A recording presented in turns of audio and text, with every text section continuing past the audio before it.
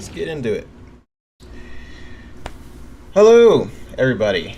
Welcome to, I believe we're on episode 6 of Ask 3-Bit. It's been some time. We forgot what we talked about in the last episode, but yeah, I've been pretty busy. At my job, there has been some layoffs. There's been some things happening, and it's basically amped up my work quite a bit. I work at an ad agency, and we do some really cool work. We do a lot of commercials and advertisements for different companies, such as like Aflac. What you guys know about. We do some stuff for like Holiday Inn and Carter's and Auto Trader and all these like really cool brands.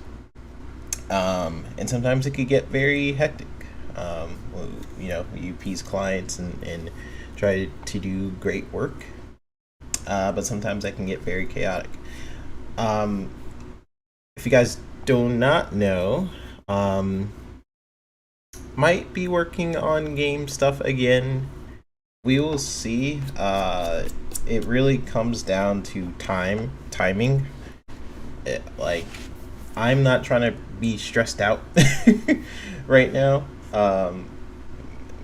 So we'll see. We will definitely see.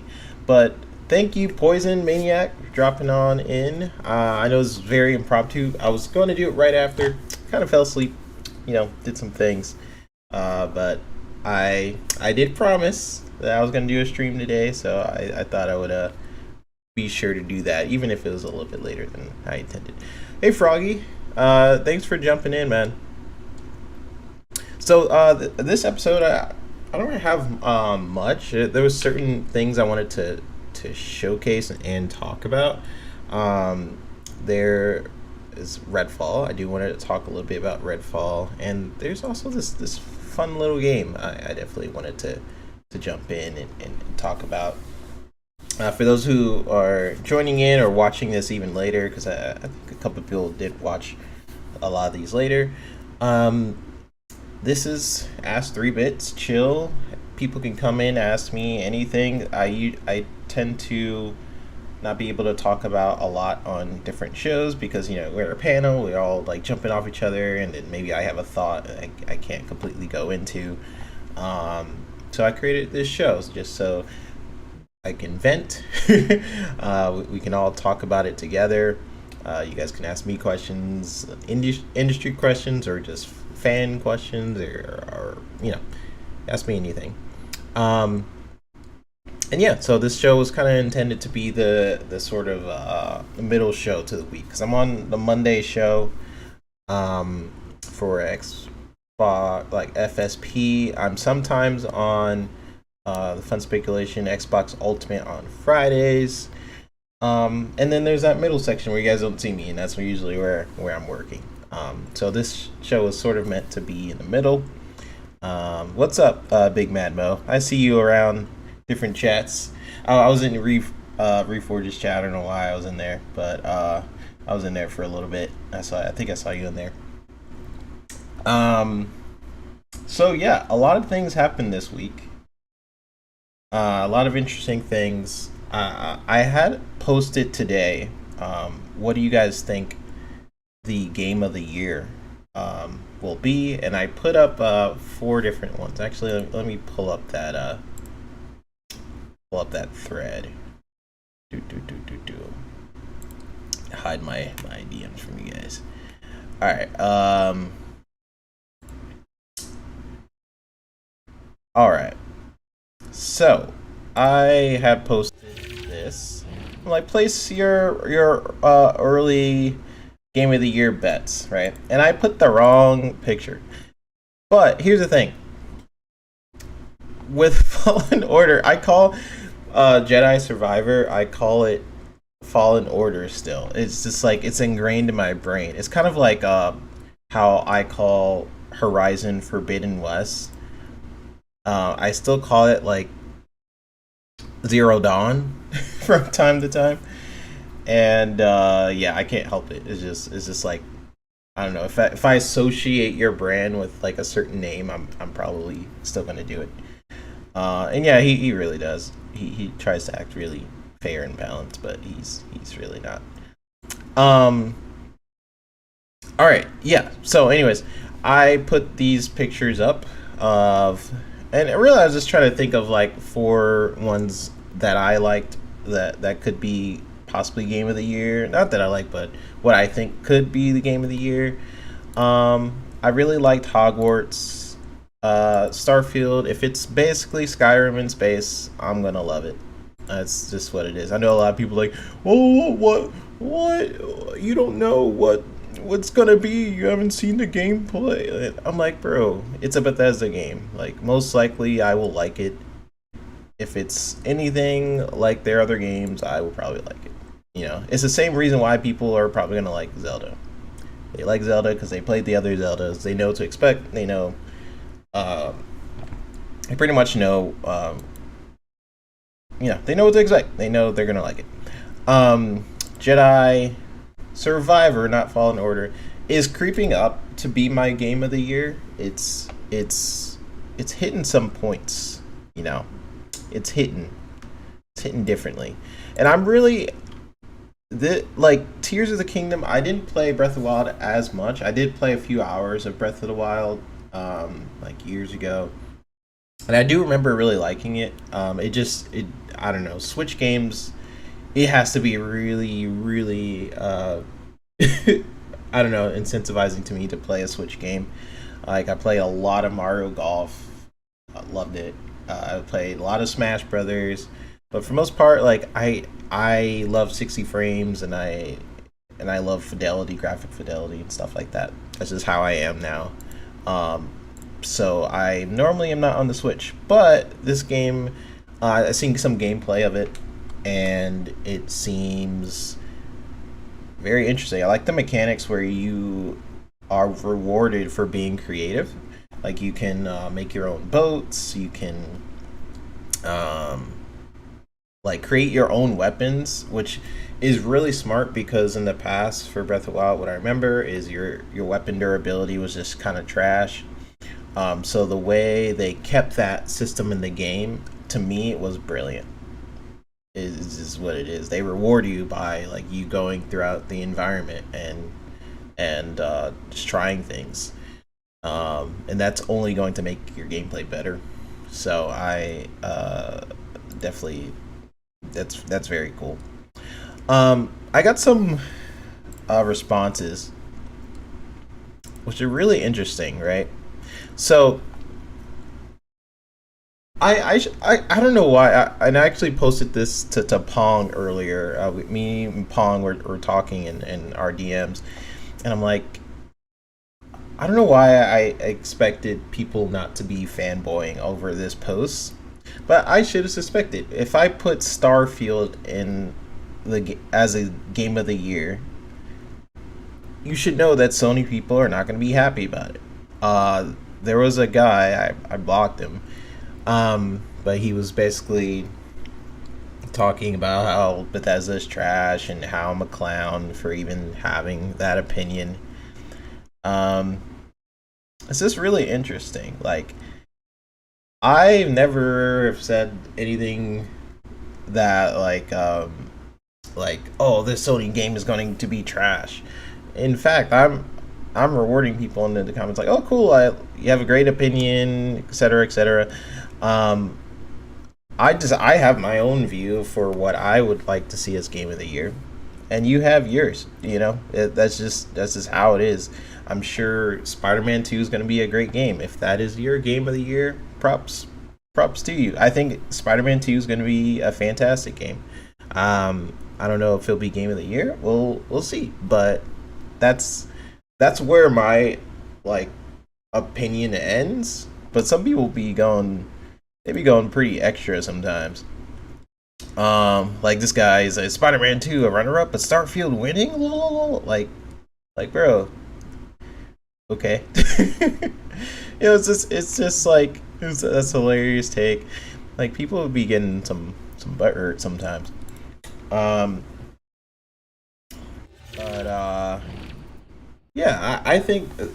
What are your guys' game of the year? Like, I'm really curious. I think Starfield will be a great contender, just because of Bethesda's games, like kind of where that game is headed. There's not a lot of games like Starfield out on the market. You do have a couple like Star Citizen, I would say, is really close to what they're doing. Star Citizen, in my opinion, is on this almost unreachable level. Like, if they do what they're set to achieve with Star Citizen, then no other game is probably going to touch that for many years. Um, but it's always going to be in this phase of like trying. It's like a feature creep. You're going to constantly try and add more and more and more. Um, but Star Citizen is really like it's really impressive. Like, I reward and love developers that are trying something ambitious and crazy. Um, but at the end of the day, you gotta finish your game. You gotta finish it. You gotta make sure it's playable. Um, and they have a couple alpha tests or pre-alpha tests for Star Citizen, and it looks pretty good. It looks pretty good. Deli, hey man, good to see you. You say you have 3-bit. People are going to jump in and take your opinions as if they're against theirs, which is super weird. Why people get so defensive so quickly? Yes, I've seen a lot of that in this post. I don't know why I was just like not shocked, but I'm like, bro, I'm not saying that your guy's opinion is trash if you don't agree with my list. Like, my list is what I think, and then I'm like, what do you guys think? And when I'm asking now, I'm not saying be like, well, I think Starfield is trash and your opinion sucks. Like, I'm not. Like, what? That just really shows a lot of insecurity. It was like people arguing. Um, it was mostly Sony people because they were mad that I said Starfield is like I'm putting bets on Starfield. It was a lot of Sony people who were like mad about that. They're like Bethesda games are trash. How dare you? You know, which I expected to some degree, but dang, there's a lot of Sony people out there that do not want Starfield to succeed. Um, and they use like Redfall and stuff, or the fact that they haven't made a game, a game of the year game in like 10 years. But I'm like, that's also like the last time they released a game was a game of the year. They've been working. They have other studios, of course. They have Arcane, which released both. Like, they released a really great game, Hi-Fi Rush, and then they released Redfall, which I'll definitely get into at some point. Um, so, you know, it is what it is. And then you have the main Bethesda team, which is working on Starfield. If you want to judge like what a Bethesda game can do, I would judge this team, because this is the team that did Skyrim and all of the Fallouts and stuff like that. That's why I'm excited. Like, they're this team that is working on Starfield is like the main team. You know, they have a lot of other teams at Bethesda. This is the team I'm excited for. So that's why I said Starfield is my game of the year. Hello, everyone jumping in chat. You got Froggy, Poison, Mav. Hello, everyone. Hello. Poison Maniac, you said, for me, Starfield is my game of the year simply because I'm a space nut. Yeah, same. I think a lot of people are just going to have to see for themselves. I am glad that the release window for Starfield, it's in a decent spot for reviewers to check it out, play it, sit on it, and then see if it should be game of the year. Because sometimes you have like Jedi Fallen Order, which was like last release, was it last year or 2 years ago, something like that, 2019 I think it was. That game at a time where the Game Awards, like, it didn't matter um, that it released in the year, because it released like at the later end of the year, where a lot of reviewers didn't have time to play it. Therefore, they didn't have time to make it a Game of the Year contender, and that's just bogus. That's why the Game Awards, to me, it'll never be a true award show, until they decide to do their show in January. Because if you're gonna take um, all the games of the year into account, sometimes games come out late December, and it shouldn't be disqualified just because you know, came out in December. Game Awards will be a true award show when they decide to take the full year into account. Like, it's called Game of the Year, not Game of the November, or release your game by November. You know, it's ridiculous. Jasper says Spider-Man 2, Starfield, Zelda, indie artsy fartsy game if Silksong is not out. Maybe Star Wars or some other big AAA game that people are not talking about. What talking about? That's the Game of the Year list. Yeah, they usually have a Sony game in there guaranteed. But I'm opting that because there's so many good games this year. I don't know if Sony will make it with Spider-Man 2. It really depends. It really depends. I think that Final Fantasy has way more of a chance than Final Fantasy has more of a chance than Spider-Man 2. But hey, we'll see. The judges and everyone on the board of the Game Awards, they highly praise Sony. They love Sony. So usually it's a guarantee that, I mean, we've seen the last award show. It's pretty much the Sony showcase. There's award after award for Sony games. So I'm wondering if that means Spider-Man will get a guaranteed spot, or if this year is just so bombarded with amazing games that Spider-Man 2 will be kicked out, or even Jedi. Maybe Jedi will be replaced for Spider-Man 2. I don't know.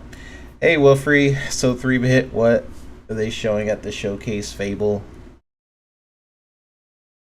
I don't know, man. I'm not working on the showcase yet.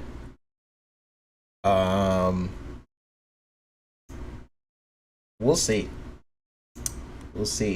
I will say Fable, the team over at Playground, and even Turn 10, they know what they're doing.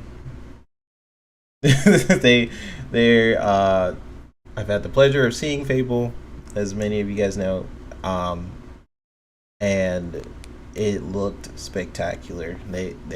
I'm not worried about. There's like certain studios, like I'm like, oh, I wonder what they're gonna do. I'm not worried about Playground at all. Like they're gonna kill it. What about Hi-Fi Rush? If we are taking Jasper's list into consideration, like there has to be an indie artsy fartsy game or something, I'm sure Hi-Fi Rush can sneak in there. I think the problem is it's how many nominations is it usually? Isn't it usually like 4? If it is 4, I don't see a indie artsy fartsy game because there's too many good games this year. Hey HGK, hey man.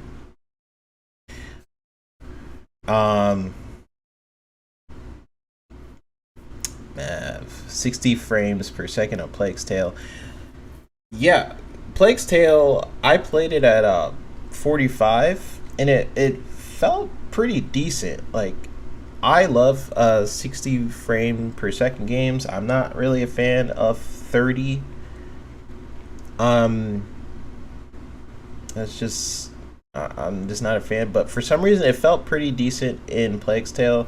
It could be a mixture because it was technically 45, and you had VRR on. I don't know. It didn't feel like a full 30. It did feel like it was smoother before. I am glad that is getting 60 though. That is a game I will definitely go back to. I got pretty far, but I did not beat it. So I'll definitely check that out. I got to. I don't remember which mission it was, but it was essentially. Well, I'm not going to spoil for people, but yeah, I got pretty far. Pretty far. What's up, y'all? HTK, Poison, Jasper. Hey, everybody. We are just talking about Game of the Year contenders. To recap a little bit, I did have my post up. I posted place here early Game of the Year bets. And I put this as 4. But really the one I could see swapping out is Jedi. I do think Jedi is a really... it's not Fallen Order, though. I put the wrong game. I explained this earlier. But it's kind of like Horizon Forbidden West. I always call Horizon Forbidden West Horizon Zero Dawn. And I do the same thing with Jedi Fallen Order. I call Jedi Fallen Order and Jedi Survivor, I mix it up. So when I was looking up a picture, I just I was like, what? It's the same. I do think if I were to take any game out, Jedi has a good chance of leaving, but so does Hogwarts. Kind of talked about why. I think there was a lot of backlash on the game, but not even for the right reason. I think it'll suck if this game doesn't get nominated just for things that had nothing to do with the game itself. Like, I feel like every game should be judged on the game, but we know that's not how things work. I wish it, it worked that way, but we'll just have to see. But I can see Hogwarts leaving, and I can see Jedi leaving, but I feel like Starfield and Zelda are pretty much locked in. If you're going to swap for those, Diablo could be a good one. Final Fantasy is I feel like a Sony game is guaranteed to be in there. So I know Final Fantasy isn't a Sony game. It kind of is. So you might see Final Fantasy there, and maybe Spider-Man. If we're just judging by the past, then you will probably see Spider-Man there, guaranteed. Another indie game is Dredge. It's a sleeper hit that could pop in there. Yeah, true. So Poison, Maniac, and Mav said there's 6. So if we're gonna, so technically these could stay, and then you could add in Spider-Man 2 and Final Fantasy. Or if they want to mix it up, because a lot of these this is like kind of a third-person action. This is like a third-person. If they want to mix it up, then they might sneak in Diablo. Depending on how that launches and everything. The beta was really smooth for me. I know they have the server slam. Is that today? I think, or is that tomorrow? I know they have the server slam coming up. That game didn't have any performance issues with me. In fact, I really wish more games was that optimized at launch. Me and Pong doing a little thing. But yeah, so when I posted this, it just really just got me thinking what could be the game of the year.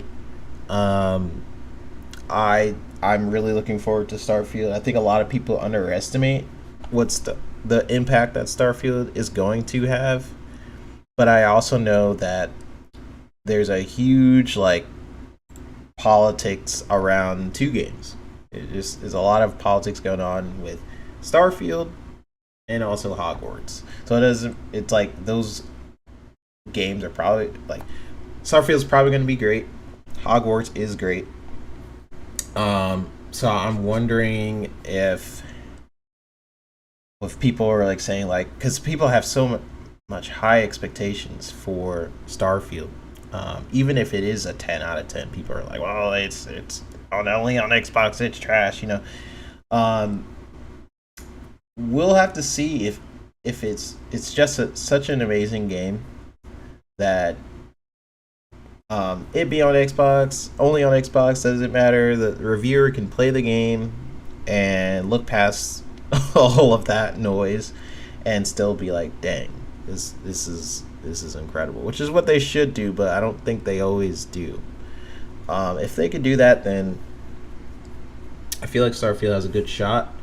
If you're looking in terms of genre, Starfield is pretty different from a lot of these. So if you want to mix it up, Starfield is probably in there. Zelda is almost 100% in there. We don't even have to guess with Zelda. This is where I'm not quite sure. Jedi is reviewing very well. A lot of outlets are loving this game. So I feel like that could be in there. If it's 6, then I feel like it has a higher chance of being in there. Then you have Hogwarts. That I'm not so sure about. I do think it deserves a nomination, but I'm not sure if it'll jump in there. So let's just say that the 3 guaranteed are these. So that's 3, so you need 3 more. So Sony game is guaranteed. So Spider-Man 2. That's number 4. So to mix it up, maybe Diablo as the 5th, and then maybe the 6th is Final Fantasy. I feel like that's going to be the list for the game of the year.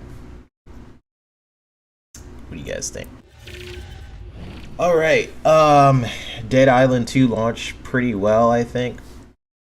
Yeah, games need to. I feel like how game development is treated nowadays is we, the gamers, are the beta testers. Like here, help us patch the game. Like as if we were in early access or something for like a $70 game. Games in some ways have had a history of just performing not so well, but I don't think that should be a standard. I think you should release a game with it feature complete and optimized. I feel like a lot of what development is, modern game development, is fix it later because it's cheaper. But I feel like that really hurts the game in the long run. Because while you do get it out, you can't help the message or the stigma that this game is incomplete. And then you also have the thing where someone may play your game on day 1 or first week, even the first month. They play this game and then they're like, this is not what I expected. They don't have 60 frames. They don't have modes are missing, like Forge is missing, like where is everything? And then they drop off and they don't return to the game. And this is really important for a multiplayer type game. If it's a multiplayer type game, you should have a lot of that day 1 if possible. Like have a good base experience and then expand upon that experience. Like goodness gracious. What's up, Talos? Ray? Dead Island 2 can run on a potato. It's so well optimized. That's what I would like to see. I would love to see that from more developers. Like, people need to realize that Dead Island 2 and Redfall are the same engine. You know? They're literally the same engine. So,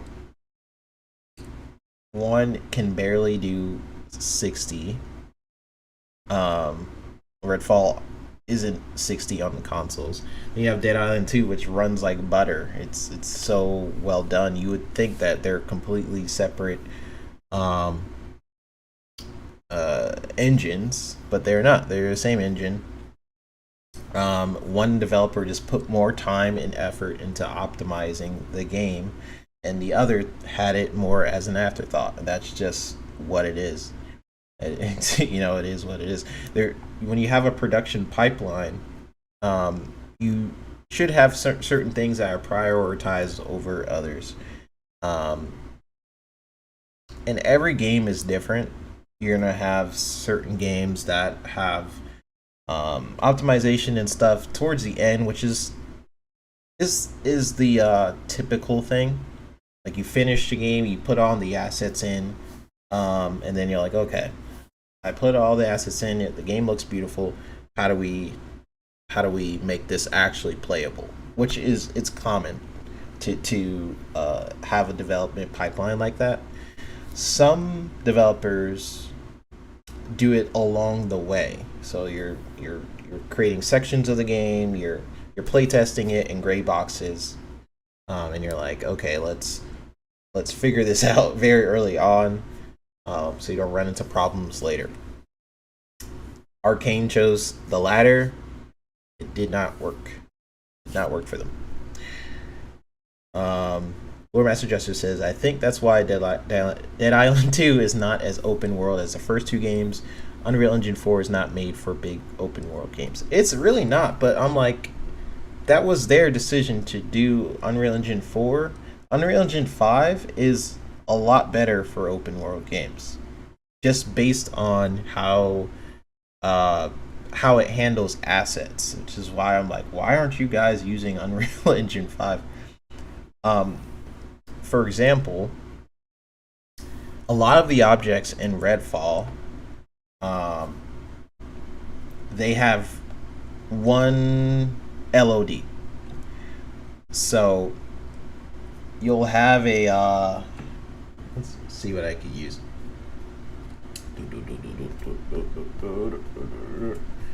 Let's just say this wallet. So this wallet, Redfall has one LOD. You'll have a really blurry wallet, and then when you get closer to the to my wallet, all of a sudden it's clear. What most developers do is they create at least 4 to 5 LODs, which means you're creating multiple versions of this model, so it's more seamless the closer you get. If you look at Redfall, like, they did not do that. It's so clear that something is just really ugly and blurry and gray, and then you walk closer and all of a sudden it's like clear. That's because they didn't create multiple LOD models. But here's the thing. In Unreal Engine 5, you don't have to do that at all. You completely cut having to create multiple wallets. You basically just create the most detailed wallet that's usually in front of you and have the engine take care of it. Yeah, LODs is level of detail. Dang it, Caitlin, you got my credit card. I had different things on my desk. I'm like, I don't know why I chose a wallet, but you know, it's fine. But Unreal Engine 5 is better for open world games because you not only do you eliminate having to create like 5-6 different wallets, you just create the most detailed wallet, and then the engine breaks it down into a way that is less intensive. Like, why wouldn't you want to take advantage of that? They're clearly in Redfall. It's clearly a problem that they have, like pop-in for different models, and why it's better for open world games is just the way it handles geometry.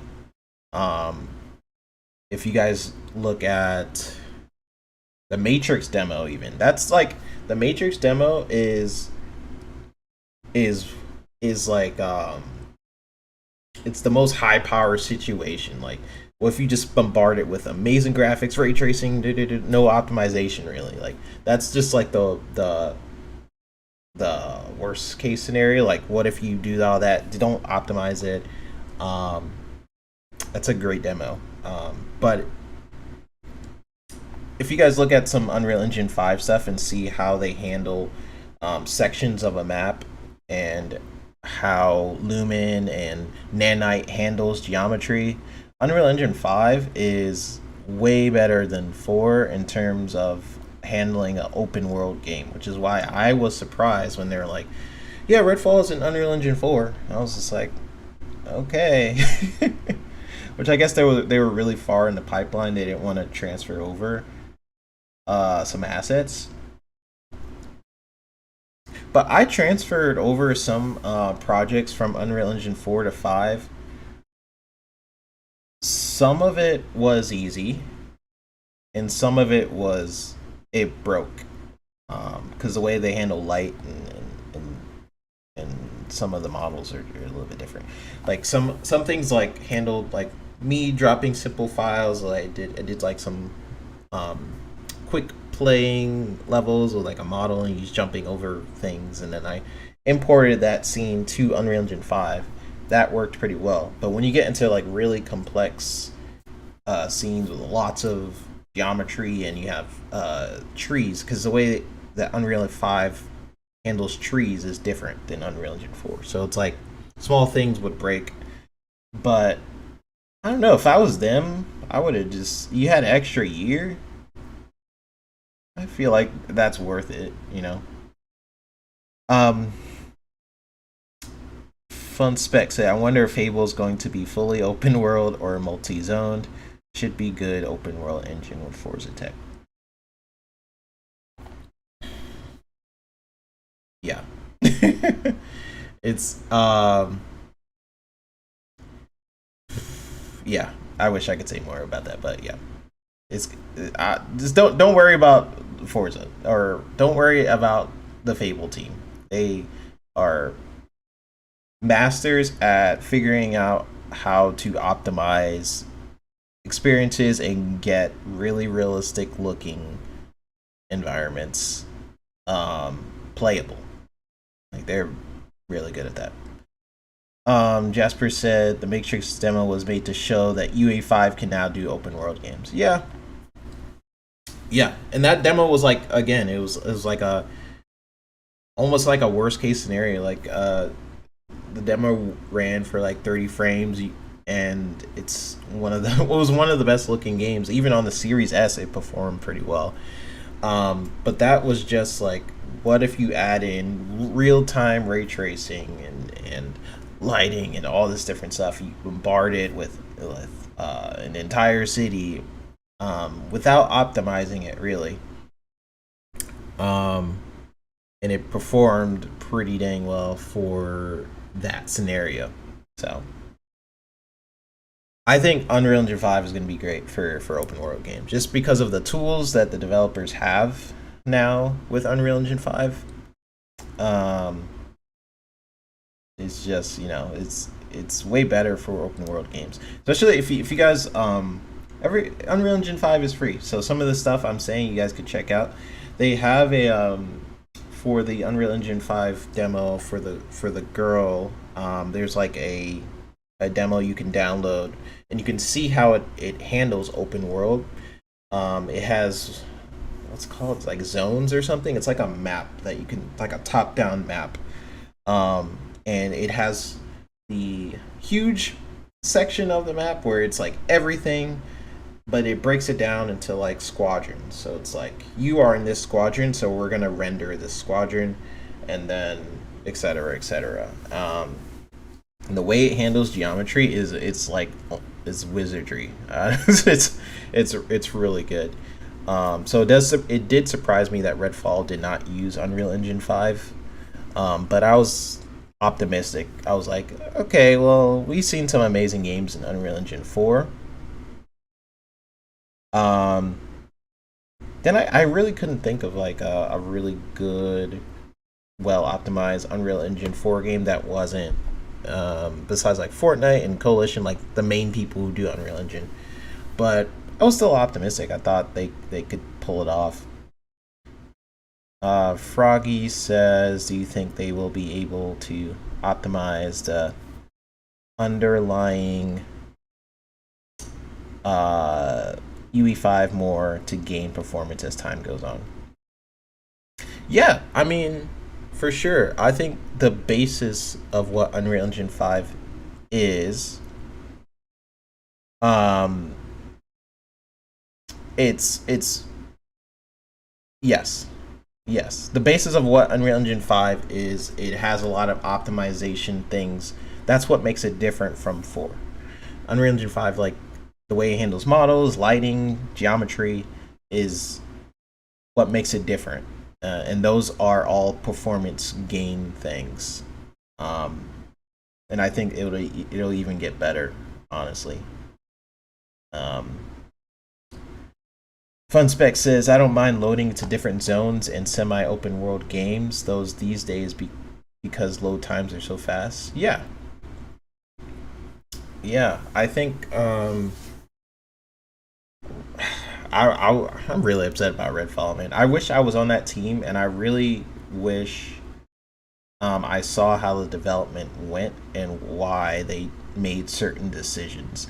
I do know that was their first time on Unreal Engine. I feel like that was a big part of it. They did not really ask other teams for help.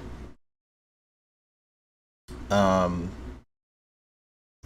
which is really it is on Xbox for not checking in and stuff, but it is also on them for not asking for help. This is your first time in an engine. You are pretty much relying on maybe new hires, um, and maybe your experience with like what you did in the past, and you're applying it to Unreal Engine. I don't know. I don't know what their development pipeline was like, but I almost wish I was there to see why they made certain decisions. Because, um, yeah, I do know Unreal Engine 5, they were probably really far in development with UE4 and decided it wasn't worth it to switch. But yeah, makes me wonder. Wilfrey says, I wonder if Fable will come out next year. What do you think? You guys are trying to be so slick. I can't really talk about Fable. I wish I could. Um, I could talk about other games. But the fact that I worked on Fable means I definitely can't. I got some snipers on me with Fable. Um, the only thing I tried to say to you guys with Fable is um is that trust in who that developer is, what they were able to do with Forza. They are applying a lot of what they learned with Forza in terms of lighting, in terms of their tech with Fable, and they're gonna kill it. I wish I could say more, but I can't. Um, who else we got? Gears 5 open world was empty and pointless, really. Yeah, I don't know why they had that. It was cool to see Coalition do open world, but yeah, it was kind of empty. Um, Coalition, they're the goats, so if it was cool to see how they do it. How do you think AI will impact game development going forward? It's already impacting them. I've seen several studios start using AI. At my job, they're starting to use AI. How I think it will impact it is mostly during. I see it in two ways. I see it in the beginning of development. So instead of, I feel like it will impact concept artists a lot, because right now, whenever we are pitching commercials to clients like Aflac or Holiday Inn examples, we create different scripts, and then we create what are called animatics. So we'll get a team of artists, and we will draw a duck, and then the actors in the commercial, and then pretty much do an early version of the commercial. Um, AI is helping concept those way faster. Um, so it's really good for pitching that stuff together in the beginning of development. In terms of the end of development, games like High on Life use AI for like paintings in the game. So it could impact a lot, honestly. Um, but we'll just have to see how much it impacts like concept artists' work and stuff. It's getting to the point where you can be very specific with what you want with AI. Like let's say you generate uh like a cool soldier character, you can just change that character and like leave a background now. Like you can be very specific with how you use AI. We had a whole AI speak at my job. I feel like it's going to impact it pretty heavily. And I feel like people just need to embrace it. There are a lot of campaigns against it. It's not going anywhere. It's too late for that. So you just need to figure out how to embrace, now that it's here, embrace it, use it as a tool to excel your own artwork. That's just it's not going anywhere. So might as well, um, you know, use it within your own toolset. I sometimes use it to help me speed write something. You know, I've been playing around with Bing Create a bit, and it can really do some neat stuff. Yeah, I sometimes ask it, like I'll have a thing I write for work or something, and I'll be like, hey, what do you think of this? And then it'll say something, and you can correct it. That's the cool thing about AI. It's not just a search engine. You can ask it like, hey, you were wrong here. Why did you say that? And it's like, oh yeah, I was wrong. You know, it's cool. Pong, give us the entire showcase lineup 3-bit, or we downvote your show. Listen, I am going. For those who don't know, I possibly could be working on the next Xbox showcase. We'll see. We'll see what happens. But Pong, they will have Starfield. There you go. They will definitely have Starfield there. That's all I'll say. I don't know about the entire lineup. Listen, I'm really excited for the next showcase. There are some things I did hear about in terms of like surprises. Yeah, just stay tuned for June. There are some things I didn't even think about that are gonna possibly be at the show. That's all I'll say. Poison Maniac says, my little town sucks and I have no theaters to go to, stream service or not yet. I was actually talking to my roommate about this, about theaters and streaming services. I would rather be at my home watching movies nowadays. That's just how I am. I have a 77-inch TV, pretty good surround sound, so it's like as if I'm in the theater. I can go to the bathroom when I want, etc., etc. But I don't know. We'll see where movies end up going. I think during the height of COVID is when we start seeing a lot of movies enter in streaming services. I feel like in 5-10 years that's probably going to shift. We'll see. We will definitely see. Oh, I did want to show you guys this. This is really cool. I'll even turn up the volume. There's this game called Mouse. It's like it's kind of like, think about like Cuphead or old Disney flick. It's like a first person like Disney first person shooter. It's pretty cool. I love unique stuff like that. You guys heard of this?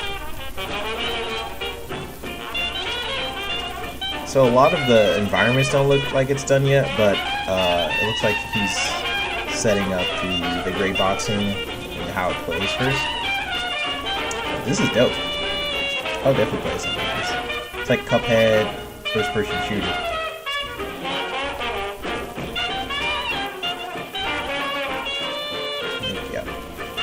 Jasper says, AI has blown up the last year as one of the fastest advancing technologies to ever exist. The next few years are going to start and change the way society works. Yep.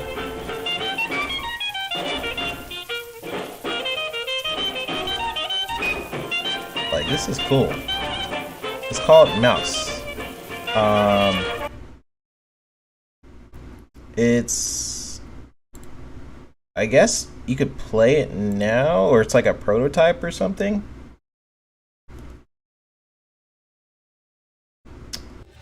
Hey, that's freaking cool. Pong said, "Is this cool looking game? Watched this the other day." Yeah, that also reminds me. What was that game? That recording game? Was it Unrecorded?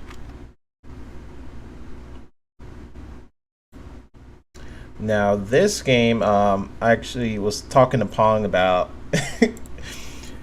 I was talking to Pong about this game in our DMs, and Pong is like asking me, like, is this game real? And for a while I was looking at it and I'm just like,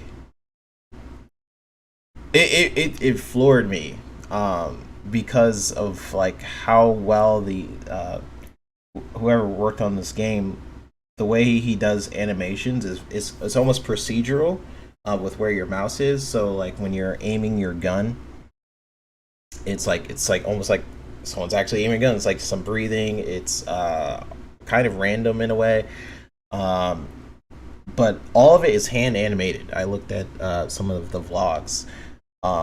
There's no mocap going on in this game. It's at least for the first person aspect. I don't know about the characters or anything, but incredible. The why it looks so realistic to me, it is because of how he handles the animations. Honestly, it does a lot. Adding the body cam, the way the environments are lit, it's not like super like Horizon. When you look at Horizon looks great, but you can like it's the art style that they choose, so they add a lot of like light rays. In the first trailer for Horizon Forbidden West, they downed it down in the actual game, but there's this constant hero light that follows the character, so no matter where she's lit, she's always going to look beautiful. This is super well done. The way that they handle the lighting, it's like incredible. And even the animations, like the reason why a lot of people thought like there's no way this is real is because typically in a first person shooter, you know, you get your gun like usually in the right side of the screen, and as this person is walking, it feels very dynamic. And I seen this is called Unrecorded Poison. I seen Colt Eastwood talk about like how this is what he wants Perfect Dark to look like. I'm like, maybe I'm missing something. I don't remember them ever saying anything like that. It's gonna be like body cam footage, or I don't know. You'd be saying some stuff sometimes, but it would be cool. It would definitely be cool. If Perfect Dark, if this is what it ends up looking like. Froggy said, "Do you think that's spot lit or ray trace lighting?" I think it is heavily using HDRI lighting. I don't know if it's ray traced. I think I looked at the way the reason why I don't think it's ray traced. It could be certain things are ray traced. This is why I don't think it's ray traced. Actually, we'll break it down. This right here. This van was the only indicator for me when I first watched the trailer. I was like, dang, is this real? Like, what the heck? Um, it wasn't until this van that I realized that, oh, like, okay, maybe this game is real. Just the way it handled the reflection, you could tell it's not super accurate to what's in front of it. Um, you could look at it the way it bounced off the warehouse, but that's because if you guys don't know what HDRI is, it's pretty much it's a globe. You take a picture outside of like the sky and um, you take like hundreds of pictures of the sky till it becomes like a globe, and um, that's pretty much what these reflections are. It pretty much took like a 360 pictures of the room, like the warehouse, and then all the reflections are kind of based on that picture. And actually, it's really good for optimization too, doing it that way. But the lighting is going to be based on that globe, so it's not really ray traced. It's not super accurate, but it looks really good. Um, so whoever did this level has I'm pretty sure like a big globe outside. Some things could be ray traced, but I don't think it's completely ray traced. Also because of, where is it? Certain things also gave the hint that this wasn't real. Where is it? It's like around here. Bum, bum, bum, bum, bum. The rocks right here. It looks incredible. This whole thing looks incredible. You have to like really be picky to say that this looks like, I don't know, this is not super realistic. Um, but what gives the hint is actually in this room. It was two things that like I had to really be picky to notice what was kind of unrealistic. Um, Whenever you have an object like this and it's underneath something, like underneath my hand, let's see if I can even show you. You see that it creates a shadow, like a natural shadow that's ambient occlusion. Let me point it. Here we go. underneath the bottle creates a natural thing, and that's ambient occlusion. You usually see it. It's wherever light can't, the light cannot get to. Like right now, the light that I have in my room, it can't really get under here. You usually will see it underneath like a rock, or you look underneath your guys' keyboards.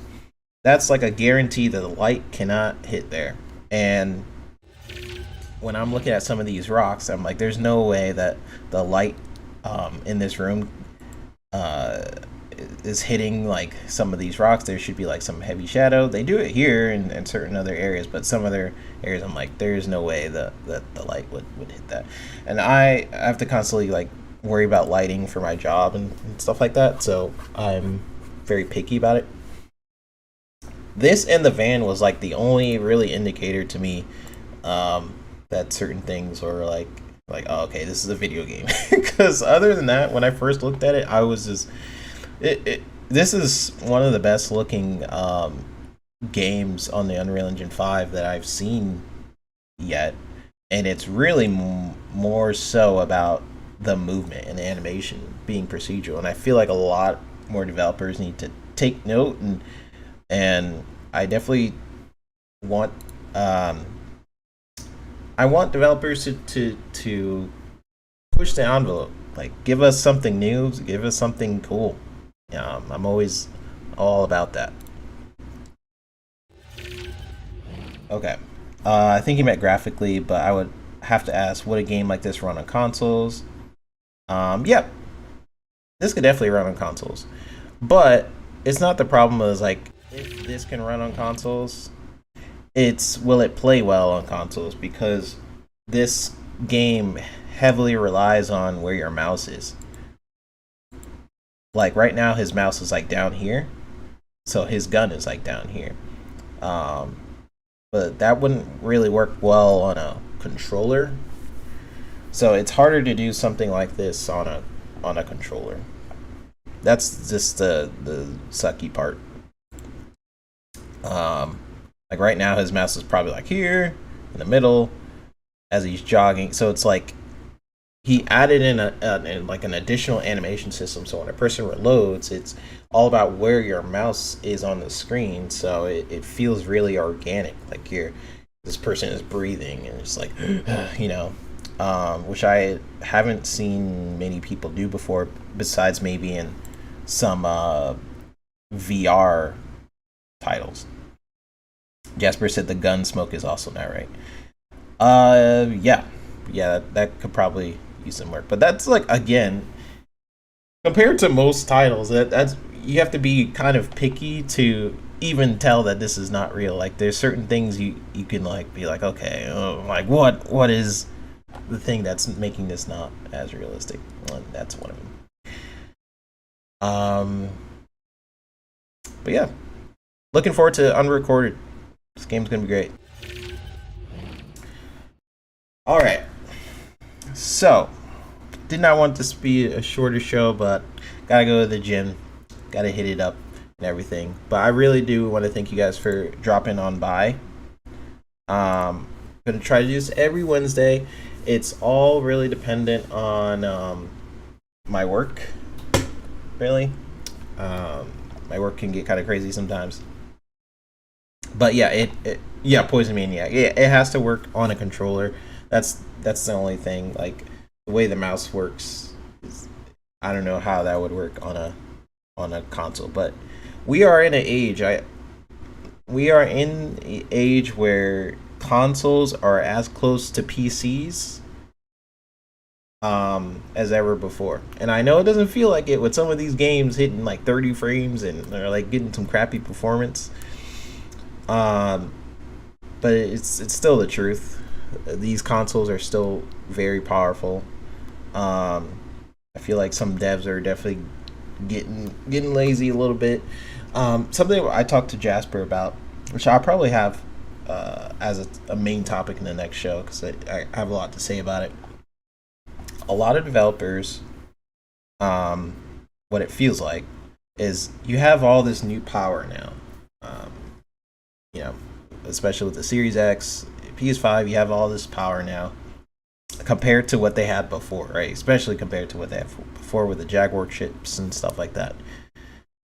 What they're doing now, instead of like optimizing for that extra space they have, they are pretty much just like making the game how they want and brute forcing it on the two specs. They have the PS5 and the Series X, right? Or 3 with the Series S. Brute forcing it in a way where they don't really have to optimize it. You're just like, here you go. Here's the new game. It's like, it's almost like taking advantage in a way where you're like, oh, I got all this extra power now. I don't have to optimize it as well. And I feel like a lot of developers are kind of doing that in a way. They are somewhat optimizing it, but for the most part, what it really feels like is they know they have the extra power, so they're just like, here you go. Because a lot of this wouldn't have flied in the last console. Like the fact that Halo 4 ran on the Xbox 360, like, is incredible. It really just takes some work to put it on the consoles. Like, you have extra power now. These consoles are very impressive. PS5, Series X, they're both impressive. But what you have to do is you have to optimize it properly. Optimizing means where my camera is. Do I delete some objects that I'm not looking at? Which objects should I delete? Making sure that it's seamless when you're loading into levels. Certain geometry in the past is how you would optimize, but Unreal Engine 5 is different. This object has way too many polygons. Let's lessen that, or make sure it's not triangulated, etc., etc. All of these is pretty much how they optimize the game. Making sure the textures aren't like the the resolution for textures isn't ridiculously crazy, or if they have a dynamic resolution for them, so that way it goes up and down depending on. There's just so many options to optimize your game, but I feel like developers know they can get away with it by releasing the game now and fixing it later, and that's just the consequence of having of our modern day game development, where you're just you have a live service game. And you're like, well, we don't have all the maps we promised. Well, the game's not running how it should be, but we'll fix it later. That's just the consequence. I've always hated that. You could ask Mav. Like, I think me and Mav had our first fight about that, like years or like a year or two ago, where I was like, I hate that, and he was like, no, it's fine. I think that was literally our only fight ever, because I was like, no, it's not fine.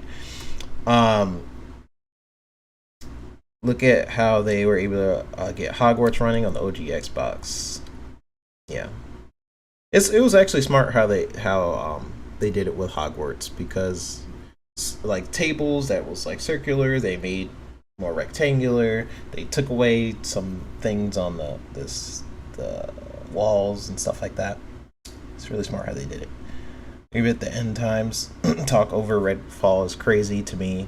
After Hi-Fi Rush, it was, oh my gosh, Xbox is genius, to now this. It's really game by game basis and changes on a dime. Yeah, I did plan it. It was crazy that literally one game is the downfall of Xbox. But it just comes from I've always said this, like a lot of media outlets, a lot of fans on Sony's side do not trust Xbox. Ever since like 2013. So the only way to get rid of that narrative is to just constantly bombard them with good games. And yeah, it's unfortunate. It definitely is unfortunate. I feel like this year they've released plenty of good games so far, with more to come. And I think the communication for Redfall is why people like, we can't trust you, Xbox, because they released all the trailers in 60 frames per second, and then like 2 weeks before the game came out, it's 30. Xbox is not in the end times. If anything, people should be looking at Xbox even more with a lot of the games that are coming out this year. They got more first party games than Sony this year. There is a ton of games in development. Some I've had the pleasure of seeing. Yeah, it's looking up. it's there's a lot to look forward to on the Xbox side of things, but you also got to call them out. Like I think everybody in the Fun Spec fam, we are fans of the Xbox brand, but we are not fanboys. The difference between fanboy is fanboy will defend it no matter what. Fan will critique it, say like, hey, here's what I like, here's what you can do better, etc. I feel like Xbox, what they could do better is talk with your studios. Talk with your studios. If you need to hire more people in that position, do it. Make sure that things are on track. Make sure you don't have a marketing thing where you are promoting a game in 60 frames and then it comes out as 30. Like, that's not, say how you want, that's not good, but Xbox is known near death. Xbox's future is still really bright. There's a lot of things going for it. This is the first generation where Microsoft is fully invested in Xbox. That has not happened before. They treated Xbox like a pet project in the past. So a lot of things they need to learn, a lot of things they need to figure out. They have a ton of studios to manage. They need to figure out how to do it properly. From my experience, they did check in with our studios, so that wasn't a problem. I guess it's just Bethesda, maybe they really do treat them like separately. Um, but yeah, and Froggy, if you're talking about Brap, that dude is the most disingenuous person ever. Like there's people on Twitter and within the PlayStation side of the community that does nothing but talk about Xbox, and they clearly are in the bracket where they, you know, they are very just pushing an agenda. However they can, they'll say it for other reasons, like I sold my Xbox because he said it was like ROI or something. My return investment with Game Pass. Yet he's probably playing game MLB The Show and stuff that's on Game Pass. It's all about, I will go where the games are. I like the ecosystem of Xbox. That's why I'm there. But if they mess up certain things, I'm going to call them out. That's just how it is. I'm a consumer. I will go where the value is. That's why I'm on Xbox. They have a lot of great games in Game Pass. What I don't but like about Sony is how they overcharge for things. They take out their main, like, major first party games, and PS Plus is not as reliable. It's about the same, or if not more expensive than Game Pass, despite not being better than Game Pass. Like, but I digress. Froggy, Brap, and Grindhouse Jez do shows every week complaining about Xbox. Yeah, that's their brand. You know, their brand is not to celebrate games in general. It's to hate on one platform or over the other. It's super clear to me, but they try to make it seem like they're in the middle. Like, yeah, the Xbox is great, and then as soon as, you know, anything happens, they're just immediately very critiqued. But here's the thing. Xbox does deserve some smoke. All right, they do deserve some smoke, but I'm not in the bracket that Xbox is dead. Like when Xbox tried to increase the price of gold, I was one of the first people to say, like, hey, probably shouldn't do that, right? And we got backlash for it on our channels. So it is what it is. Pony firing squad and make Crossfire isn't fun to listen to anymore. It's weird. Like, yeah, those channels, I can't. I can't. I can be around people who genuinely loves gaming. Even there are some people on Sony side. What's his name? Bad Bit. It's like a very small bubble, I feel like, on the Sony side of things, where they are fair. they are seeing the landscape of things, and they're fair in their critiques. I feel like a lot of these articles nowadays are saying, like, Xbox is dead and being very doom and gloom. Xbox deserves a critique. Sony deserves critique. Sony's releasing one first-party game this year. You know, that deserves a talk or a conversation. Xbox needs to be better at communicating with expectations. That needs to be talked about. That needs to be delivered. Both of those sides, Sony is not in doom and gloom, despite only having one first-party game this year. And Xbox is in doom and gloom, despite having terrible marketing, and their expectations are up and down for people because of what happened in 2013, right? So, in conclusion, this year in general is going to be a great time for gamers.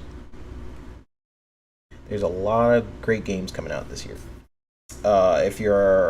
If you have all three consoles, guess what? You are about to eat very well. You're about to play, if you're on Nintendo, you love Zelda, boom. You're on Sony side, you love Spider-Man. Boom. You got Xbox, you got Starfield coming, possibly Hellblade, all those awesome games. Boom, right? You own all three, then awesome. I prefer being on the Xbox ecosystem, but I'll jump on, play some Spider-Man, stuff like that. Yeah, he's been on Boom Show. He was I mean, I was on Boom Show. That's how I met him. But there's a certain people on this platform that you just have to look out for what they're really saying. Look at the history of what they're saying. There are people who are just out there to be disingenuous or very one-sided with their arguments and disguising it as if they're fair. They're not. A lot of them. Brap immediately, if you look at his Twitter, go scroll down, or don't. You probably shouldn't. Look down his Twitter to see how many bad takes he's had. It makes sense why he's selling his Xbox, right? You just gotta look out for some of these peeps. Play whatever you want. that's my whole thing. You want to play on PlayStation? Awesome. Want to play on Xbox? Awesome. It's like the console wars. I'm not really a fan of. I'm just like, play whatever the heck you want to play. I don't have a PS5 mainly because I don't have the funds currently. I would, yeah. Yeah, some hits. I use my PlayStation 5 for mostly for exclusives. Like I don't really use it for multi-plats for the most part. I'll play like Horizon, which I'm not really liking. Spider-Man, I love. I mean, that's really what I'm playing right now. But like Last of Us, I use PS5 as like my exclusive box, and then Series X I use for like pretty much everything else. Yeah, love y'all. I know I said it would end it early, but you guys had some amazing conversations in the chat. I had to say my piece. But love y'all. At the end of the day, 2023, great year for gaming on Xbox, PlayStation, and Nintendo. Just play all of it if you can. If you can't, then go where the value is. In my opinion, Game Pass is great. Check out Game Pass. Xbox is not dead. It's living very much so. There are a lot of great surprises coming in June. Tune into the June showcase. I will be here again next Wednesday. Probably earlier. And as Pong says, it's the golden age of gaming. What do you say? You like love what you play. Something I can't remember what Pong says. Love you.